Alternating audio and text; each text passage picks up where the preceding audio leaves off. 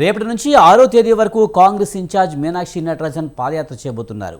ఈ పాదయాత్రపై పార్టీలో భిన్నాభిప్రాయాలు వ్యక్తమవుతున్నాయి. ఇది పార్టీలో ప్రభుత్వ పథకాల అమలు విషయంలో ప్రజలకు చేరవేసింది అని కొందరు అంటుంటే, లేదు సర్కారు ప్రాధాన్యత తగ్గిపోతుందంటూ మరికొంతమంది విమర్శిస్తున్నారు.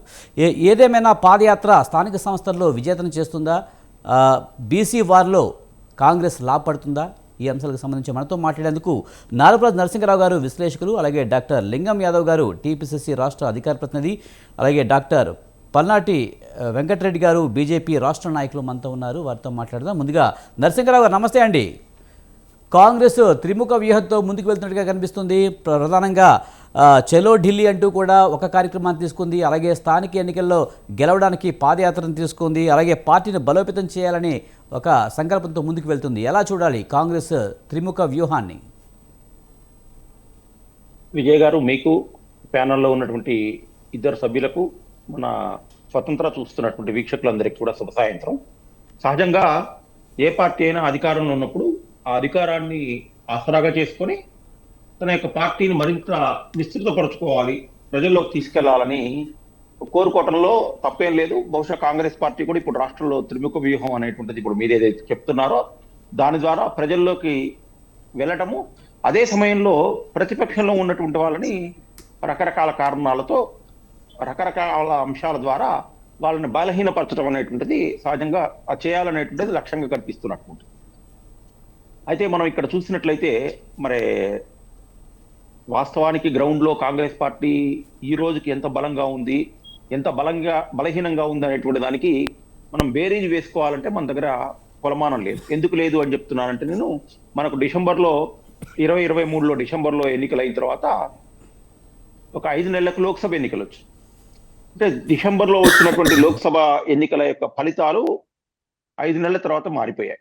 అంటే మనం సహజంగా అంటే బీజేపీకి 8 సీట్లు వచ్చాయి, కాంగ్రెస్కి 8 సీట్లు వచ్చాయి. బీఆర్ఎస్ కి ఒక స్థానం కూడా రాకపోయినప్పటికీ కూడా అనూహ్యంగా ఇక్కడ లోక్సభ ఎన్నికల్లో బీజేపీ పుంజుకుంది. అయితే ఇది బీజేపీ బలం అని నేనేం అనట్లేదు.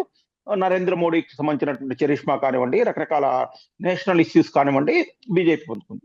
కాంగ్రెస్ అసెంబ్లీ ఎన్నికల్లో వచ్చినటువంటి మెజారిటీని కంటిన్యూ చేస్తుందా, లేకపోతే ఈ 1.5 year కాంగ్రెస్ పార్టీకి సంబంధించినటువంటి పాలన మీద ప్రజల్లో ఏమైనా వ్యతిరేకత ఉందా, అసంతృప్తి ఉందా, ప్రజలు ఏమన్నా నైరాశ్యంతో ఉన్నారా అనేటువంటి దానికి వెంటనే కొలమానం ఏంటి అంటే, కనీసం గ్రామ పంచాయతీ ఎన్నికలు, మండల పరిషత్లు, జిల్లా పరిషత్లు, మున్సిపాలిటీలు, కార్పొరేషన్లు ఇలా వరుసగా ఎన్నికలు పెట్టుకుంటూ వస్తున్నట్లయితే ప్రజలు వాళ్ళ యొక్క తీర్పు ద్వారా మేము అధికార పక్షం వైపు ఉన్నామా, లేదు అధికార పక్షం ఇస్తున్నటువంటి పాలన మీద అసంతృప్తితో ప్రతిపక్షం వైపు ఉన్నారా అనేది తెలుస్తుంది.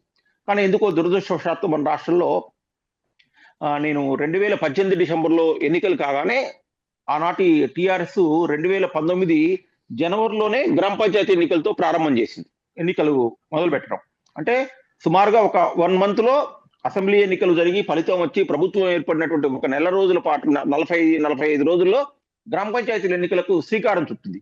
కానీ ఇప్పుడు ఈ టర్ములో అధికారంలోకి వచ్చినటువంటి 1.5 year కూడా రేవంత్ రెడ్డి గ్రామ పంచాయతీ ఎన్నికలకు సంబంధించినటువంటి సంసిద్ధత కాలేకపోతున్నారు. ప్రభుత్వం నుంచి కాలేదు, పార్టీ నుంచి కాలేకపోతున్నారు. ప్రతిరోజు అంటే మనకు పొంగులేటి శ్రీనివాసరెడ్డి ఒక ప్రకటన ఇచ్చాడు, ఇంతకుముందు దాకా పార్టీ పిసిసి అధికార ప్రతినిధి ఒక రకమైనటువంటి ప్రకటన ఇచ్చాడు.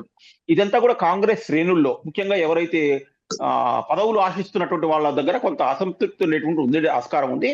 సరే, ఇక ఏ తర్వాత మీరు చెప్తున్నటువంటి బీసీకి సంబంధించినటువంటి ఢిల్లీ యాత్ర కానివ్వండి, లేకపోతే మీనాక్షి నటరాజన్ ఎవరైతే ఉన్నారో ఆవిడ ప్రజల్లో మన పార్టీకి సంబంధించినటువంటి కార్యవర్గంలో చేయబోయేటువంటి యాత్ర ద్వారా కానివ్వండి, ఎన్నికలు సకాలంలో పెట్టలేకపోతున్నారు, పదవులు పంచలేకపోతున్నారు, పదవుల పందారం జరగట్లేదు అనేటువంటిది ఏదైతే ఇంకా లోపల ఉందో అది కొంచెం ఈ పోయేటువంటి ఆస్కారం ఉంది, ఏదో ఒక యాక్టివిటీ చేయటం వల్ల. అందుకనే ఇప్పుడు ఈ 3 రకాలైనటువంటి త్రిశూల త్రిముఖ వ్యూహం అనేటువంటిది ఇప్పుడు మనం మీరైతే ఇది చెప్పారో దానికి నాంది పలికారేమో. రాబోయే రోజుల్లో అయినా ఇమీడియట్లీగా ఎందుకు నేను చెప్తున్నానంటే ఈ మాట, కనీసం ఈ మధ్య కాలంలో మన ఈ ట్రెండ్ మారిన తర్వాత ఎన్నికల ఫలితాలను బట్టి గ్రామ పంచాయతీకి సంబంధించినటువంటివి, జిల్లా పరిషత్కి సంబంధించినటువంటివి, ఎంపీటీసీలు వాళ్ళు పార్టీలు మారటాలు గయారాంలు ఎక్కువ జరుగుతున్నాయి.